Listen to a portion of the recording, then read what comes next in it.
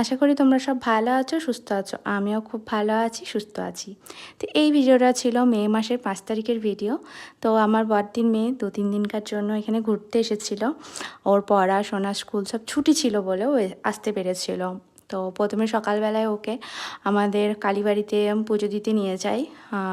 তারপরে বিকালবেলার দিকে আমাদের এখানে রাধাবল্লভ বাড়িতে আসি। এখানে জগন্নাথ দেব আছে, মহাদেব আছে, তারপরে নারায়ণ আছে, কৃষ্ণ আছে। এখানে সন্ধ্যের দিকে এরকম কীর্তন হয়, আরতি হয়, খুব ভালো লাগে। মানে পরিবেশটা এত সুন্দর লাগে না। আর সত্যি কথা বলতে মন্দিরে গিয়ে সময় কাটাতে খুবই ভালো লাগে, মন মনে হয় শান্ত হয়ে যায়। তো তারপরে কিছু ঘোরাঘুরি করি, খাওয়া দাওয়া করি। ও দুদিনকার জন্য আমার দিদির মেয়ে বেড়াতে এসেছে, সেই জন্য ওকে নিয়েও ঘোরাও হয়। আর আমিও বেড়াতে পারি, হয়ে ওকে নিয়ে গিয়েছিলাম একটু ঘুরতে। খুব মজা করি, অনেক ফটোস তুলি। তো যাই হোক, আজকের দিনটা খুবই ভালোভাবে কাটালাম। তো তোমরা সবাই ভালো থেকো, সুস্থ থেকো, সাবধানে থেকো।